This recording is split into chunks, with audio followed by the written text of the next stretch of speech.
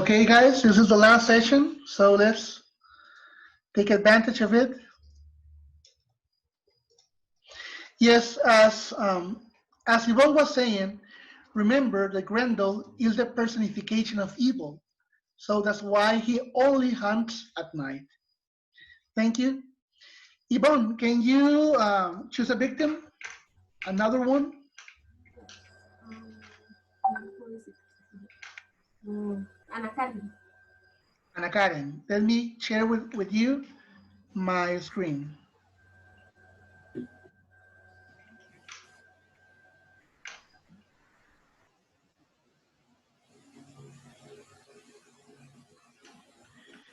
Can you see it now? Yes.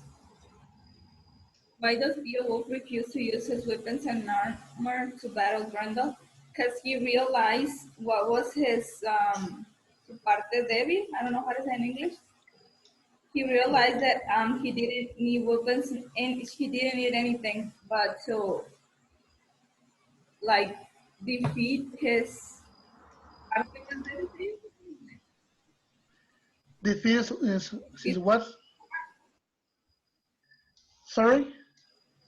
He realized that his ears were his weakest part of the body, so there's what he started to attack him Okay, without weapons and anything else. thank you. Now, remember that one of the main characteristics of the epic poem is also honor. And in one part of the poem, Beowulf says, Grendel doesn't use weapons. So the right thing to do is that only use my arms and my hands too, because he has honor. And yes, and that is why. And also because, as Anna Karen says, human weapons cannot hurt Grendel. He has cast a spell on all the human weapons, and they cannot hurt him with their weapons, with their swords and spears. Thank you, Anna Karen. Great. Yeah. Anna Karen, choose a victim. Cristina? Christina, next question, please.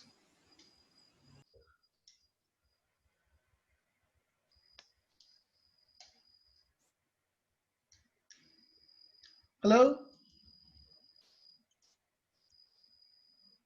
Is it the right list of three cannons?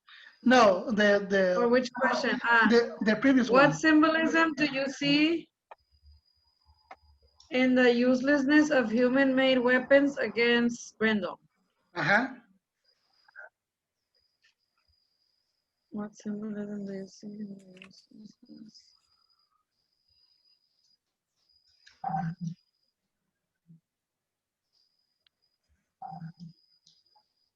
What is a... Yes, what is the author trying to imply in saying that human-made weapons cannot do anything against Grendel? Remember that Grendel is the personification of evil. He's the son of Cain.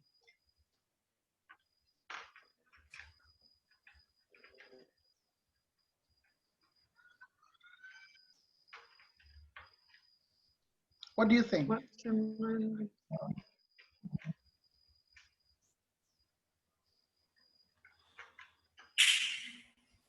Like about honor or how you good are in your life, like to destroy a bad person or something. Okay, somebody else that wants to help her? Good against the bad. the That the Beowulf is like a god for us, and is Grendel is the evil and with God fighting and something like that.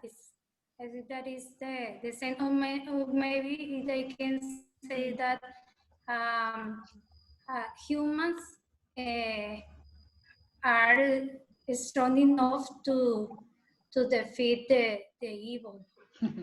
Okay, okay, great. Radamés, you were saying?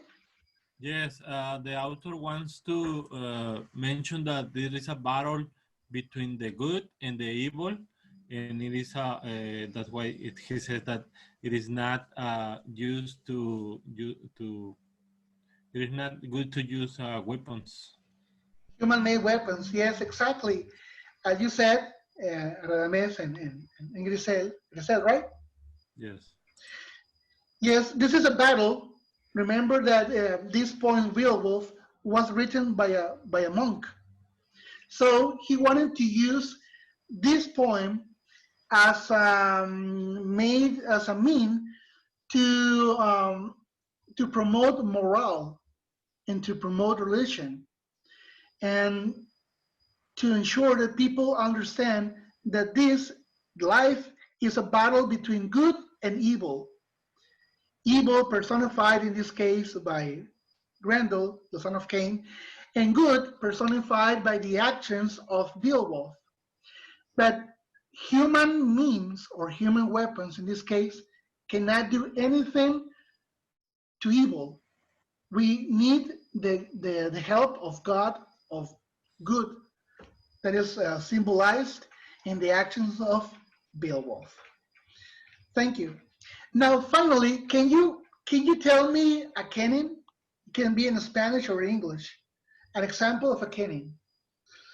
As a metaphor, Of I yes. think that you can say you are my beautiful rose. Maybe it's a woman, it's a man saying a woman. Okay. Yes, that is a metaphor. But remember that canons are similar to metaphors. Yes, Rames? I see in Beowulf a sky candle referring to the sun. Exactly. That is a canon. Could it Another be one. Battle sweat. Battle sweat. Yes. It refers to blood. Uh-huh. Another one. Wave floater, ship. Whale road. Yes. In this case, it's the Wave. sea. The sea, right? The whale Light. road. Yes, the sea. Excellent. Okay, let's Light of the continue. battle. Light of the battle, which The is sword. to a sword. Exactly. Ring giver. The what, please? Ring giver.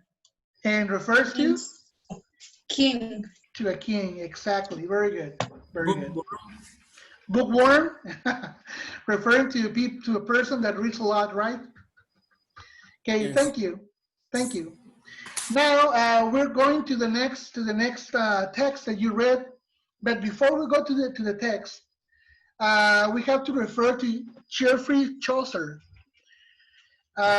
This person is very important for English literature because he's people refer him to as the father of English, of the English language. Okay, so here we can find an image of Geoffrey Chaucer from the 17th century. He was born in London, England, and his remains rest at the Abbey at Westminster in London. He was an author, a poet, a philosopher, a diplomat. He had many occupations. Okay, but what is most important about him is his works regarding the English language. Cynthia, Yes. can you help me read, please? Yes. Why is he the father of the English? Before Chaucer, English was not fashionable. Thank He you. wrote in the Thank you. So, thank you. So, before Chaucer, what was the main language for written English? Latin.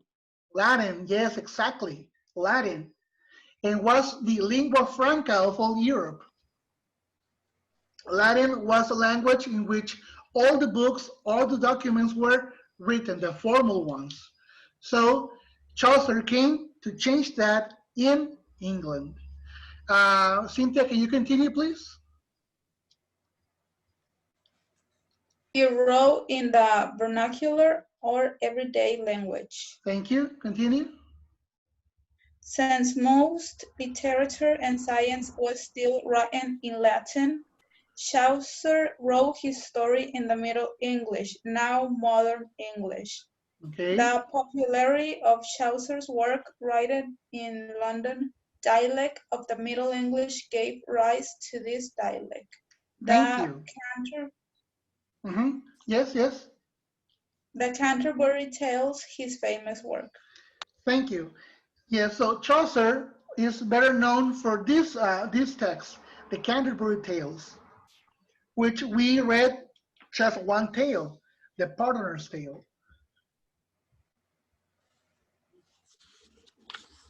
But before Chaucer writing the Canterbury Tales, he wrote many, many texts. Cynthia Karen, can you choose a victim, please?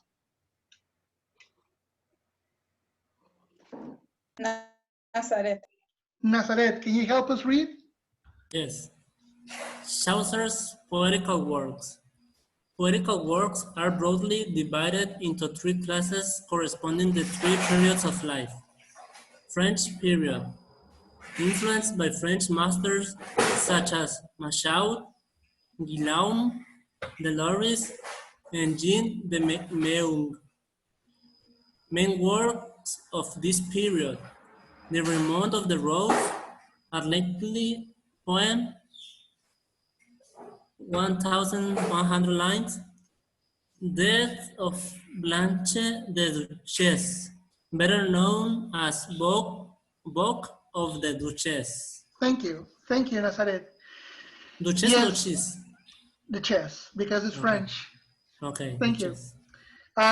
Yes, bear in mind that epic poems were used to be long, very long. As you remember, the Iliad, or in Spanish, La Iliada. Have you heard about that? Yes, from Homer. Yes, from Homer, which stems the Battle of Troy and the story of Ulysses. So epic poems were very, very, very large, very lengthy. In this case, the one of the works of Chaucer's was also very lengthy, the Remount of the Rose, which was 7,700 lines long. Remember, it's a poem. So something to keep in mind. Nazareth, please choose a victim, another victim.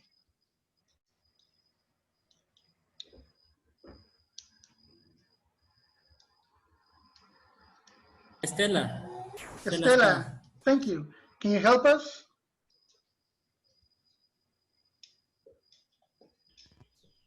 Okay. Italian period.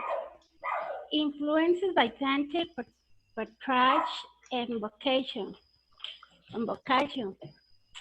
Main works of this period: Troilus and Cresside, a poem of Cresside. Okay, Troilus and Cresside, a poem of 8,200 lines. The House of Fame, a poem in octosyllables, couplet, and allegory of dreamy type, exquisite combination of lofty tags and simply homely language. The legend of good woman, great skill and freedom in expressing heroic or heroic couplet narrates tales of eight virtuous women of antiquity remarked for their chastity, sincerity, and devotion to love. Anelida and Arcid, the Parliament of Fools. Thank you. Thank you. As you can see, what is important about these works of Chaucer's is that he's providing some background for the English language to develop. And finally, we have the last period. Estela, can you choose a victim, please?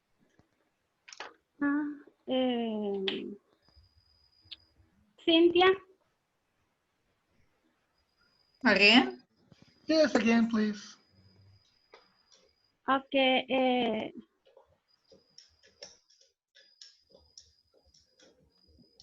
Alejandro.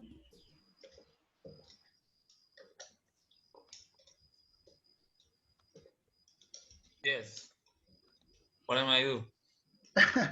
Can you help us read?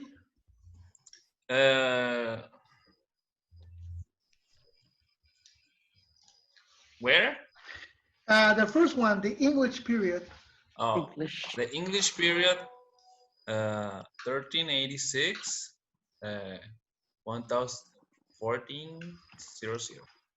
Belongs Chaucer's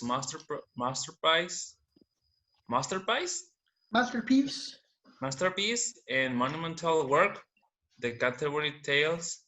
Chaucer's language founded English as a dialect. Its Midland dialect, it was the simplest grammatical structure. Left it a language well fitted to express the finest tone of literary artist, oh, I can see it, of his time. Import words from French. Considers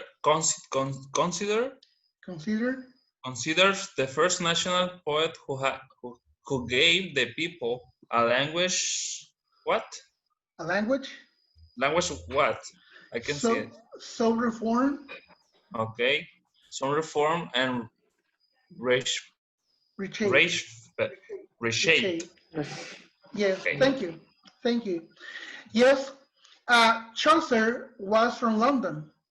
So he used his dialect, his Midland dialect, to establish English, and he chose, well, he didn't choose it.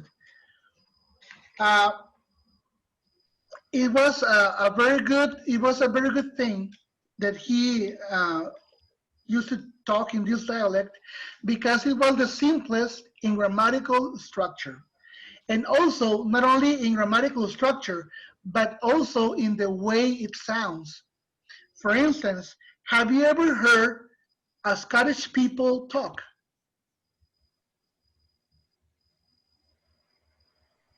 Never. Chinese people? Scottish, from Scotland. Oh. No, never in movies. Well, I don't remember their accent. The accent is English, but they have a very unique accent that makes very difficult for us to understand it. It's very similar to Australian English. They have this accent that is somewhat very difficult for us to understand it. So it was a very good thing that Chaucer was founded English using this East Midland dialect, which was from London, from the London area. And with all of his works, Chaucer left the English people a very well-structured language to build on. So this is Middle English. It's not similar to the language that we know now, but it's a very good improvement to the one of. Sorry. Sorry. From the language that Beowulf is written, you can actually understand words using Middle English. Okay, let's continue from the next slide. Do you have a chance to understand the Pardoner's Tale? Was it easy to understand it? or do you have some difficulties? Yeah, it was difficult because we had many words that we know, and we need to use the dictionary. A lot, yes, Yes. yes. Well, we're going to watch a very brief video about this tale so we can understand it better, okay?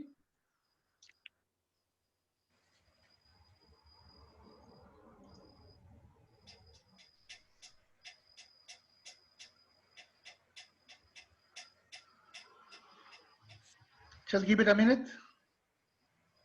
There. Can you see the screen?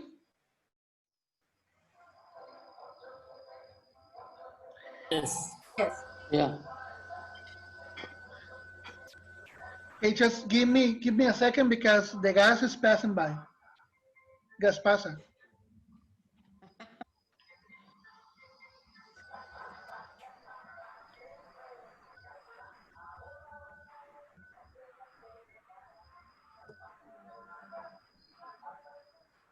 Okay, so let's play the video.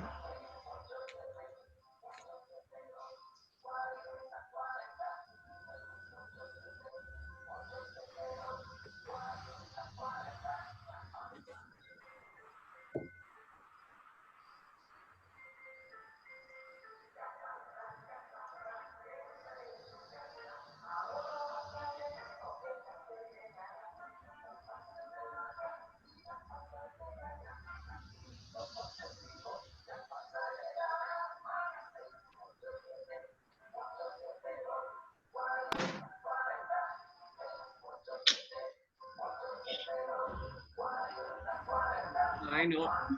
No. Apaguen los micrófonos.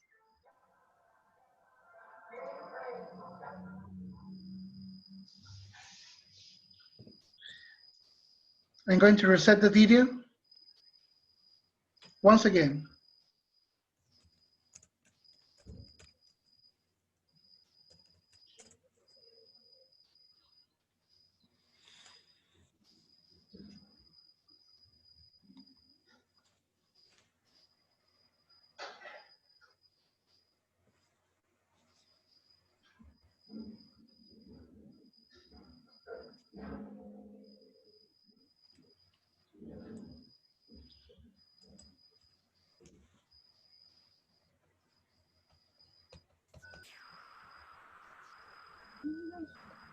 The screen is frozen. And it's frozen and the audio doesn't work. We cannot hear nothing, teacher. All right? The audio doesn't work. The audio from the video. Okay, don't worry. Don't worry. Okay, I'm going to explain to you. The partner's tale begins with a prologue. The prologue of a person whose job is to be a pardoner. A pardoner is a person appointed by the church to forgive the sins of the people in exchange for money. So if you have any sins or you have any sins, you will go to a pardoner and give you your money, and he will pardon or forgive you your sins, and therefore you could go to heaven. But he is telling these people, this group of people who are going to a church, very famous church in England, that he uses tactics to frame people, and he preaches for morality, and he preaches people to be good, but he himself loves money, and from the money that people give to him, he uses to buy him things for himself. So he preaches against greed, but he's greedy. He forgives people's sins, but he is full of sins himself. So do you see how this doesn't match? So he's telling people to be good, to not be greedy, but he is being greedy. So, and he begins telling a story where there are three guys in a tavern drinking and eating. So in this case, he's against gluttony, people who eat a lot, and people who drink a lot. So there are three friends drinking and eating in a tavern when a boy who has a carrucha comes and tell them that one of their friend has been killed. And when they ask him who killed their friend, he tells them that it was a thief called Death. Death killed their friend, and he is famous for killing many people of all ages and for all the social structures. So in this tale, Death is imprisoned by a man. So they swore to each other to protect each other first, and they set out to kill Death. And they remember the words from the kid that says, eventually we will all face death. So that brings fear to their hearts, and they set out to find and kill Death. On their way, they find an old man who they believe is a friend of Death, and they ask the old man, where can we find Death? And the old man says, I just left Death under a tree by that grove, by that orchard. So they leave the old man and they set out to find Death. When they reach the tree that the old man says that Death is sitting under it, they don't find Death, but they find many bags full of gold. They don't find Death, they find riches. But it's the morning, and one of them says, you know, I think it isn't very good to take this gold with us right now. Why don't we wait till it's dark so we can take this gold to our houses? And they all agree to do that. And then they ask one of the friends to go to the town and bring some beer and some food. So this guy goes to town, and then in the meantime, the two guys that stay with the gold plan to kill him when he returns. But what they don't know is the guy who went to the town is thinking the same thing. So he buys poison, rat poison, and pours the poison into the beverage. So when this guy who is bringing the food and the drinks reaches his two friends, they kill him. And they're celebrating because now they have more gold. But what they don't know is that when they drink the beverages, they drink the wine, they also get killed. They get poisoned. So at the end, this tale is about greed. It's against greed, and it's against drinking, and it's against about eating too much. And at the end, the partner, the person who is telling the story, tells the people that if they want him to forgive their sins, they have to pay them also. And do you know what they do? The people who listen to the story, what do you think they do? They pay the partners to forgive their sins. Because although they know that he is a liar, they want to go to heaven. Okay, so now for the final part, I'm going to share this last slide for you with you. Can you see it Not yet. Yes. now?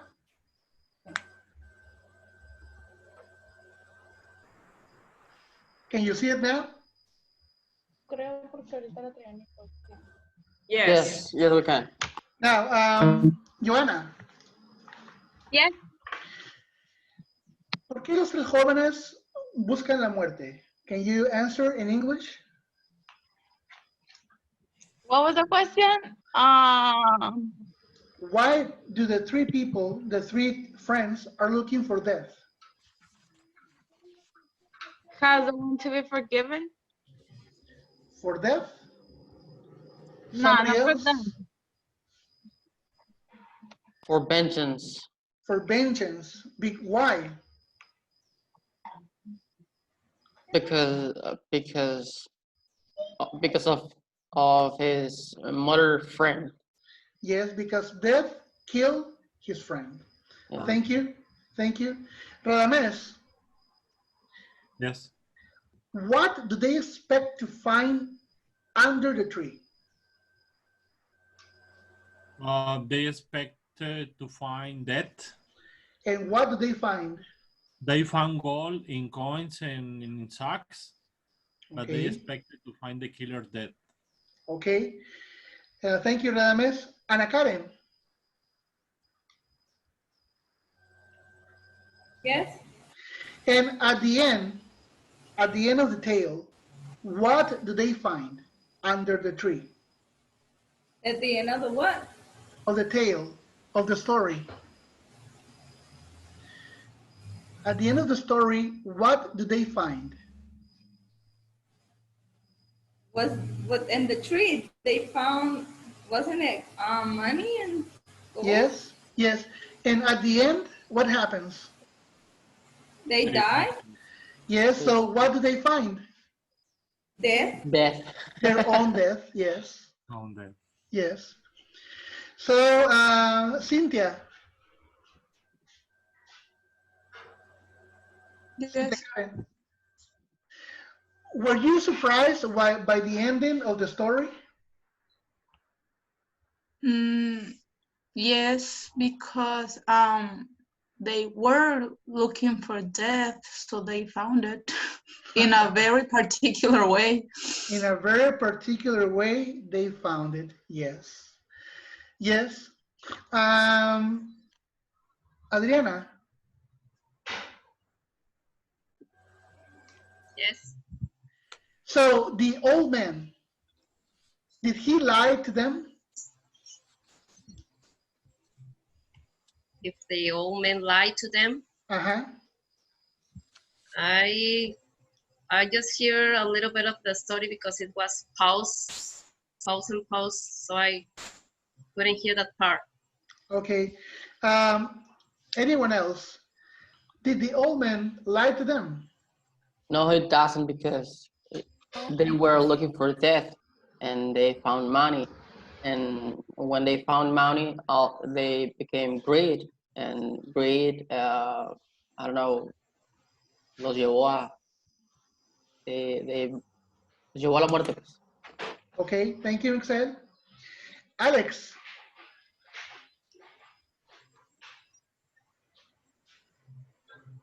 Yes. in your opinion, what is the real character of the old man? Who is the old man, really? The real character, Yes. I think so, is like a God represent or something like that, or like a feeling, Okay. or I don't know. I don't know if I'm like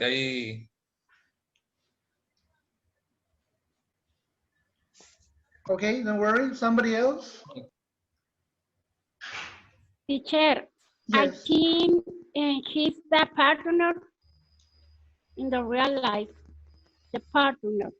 The partner. Why? because he wants to absorb his sins, and in this way he was the priorities about this situation, and and, and looking for they act well in the life, I think. Okay, thank you. I Thank think you. the old man is the death. Exactly, The death. exactly. The old man is dead himself. Because he sends the three men to death. Exactly, Toward exactly, himself. Humans are exactly, blaspheming about exactly. death Now, guys, anyone, what do you think of the pardoner? What do you think of his actions? I think it's a moral story. It talks about greed and how people how have, I don't know, options to for example, that at the beginning of the tale they start with a good idea. We're going to, well, a good idea. We're going to cover vengeance of our friend, and at the end they became greed, and the greed, after greed they were dead. Se murieron. Okay, exactly. Yes, in the story, they swear to protect each other, and then they set out to find death and kill it. But at the end, what came between them? They made a promise to protect each other. But in the end, what happened? What made them broke that promise? The avarice. Greed. Exactly. Greed. One everything. Exactly. The love for money. Okay. Yes. Well, guys, that's it. That's all, folks. How do you feel in this first virtual session? Teacher. Yes. I have a question. It says on double, no hay duda de que, por ejemplo, la grandeza de los países como de habla inglesa y eso viene desde entonces, donde tenían la libertad de creencia y todo eso. Entonces, ¿usted cree que el autor haya inventado palabras al final de cada línea e introducirlas al inglés de ese tiempo? Porque muchas de las palabras tenía que hacer rima al final de una línea con otra. Creo que no entiendo muy bien la pregunta, Radames. Como Shakespeare, que inventaba palabras o creaba palabras para que rimaran. Sí. Exactamente, él inventaba o creaba palabras para hacer que rimaran. Sí, bueno, sí, se considera a Chaucer, ¿verdad? ¿Me estás hablando? Sí. Sí, Chaucer es el padre del inglés, ¿no? Como lo conocemos ahora. Y sí, para hacer que rimaran, lo que hacía era que, lo que fue muy particular de él fue que agarraba palabras de otro idioma, en ese caso el francés, y las modificaba para que rimaran, como tú bien dices, ¿no? Ok. Sí. Excelente. Pues muy bien, quedan unos minutos, no me queda más que agradecerles por esta sesión y alentarlos a seguir continuando de esa manera. El próximo sábado nos vemos, si Dios quiere, vamos a ver a qué horas. Parece que hay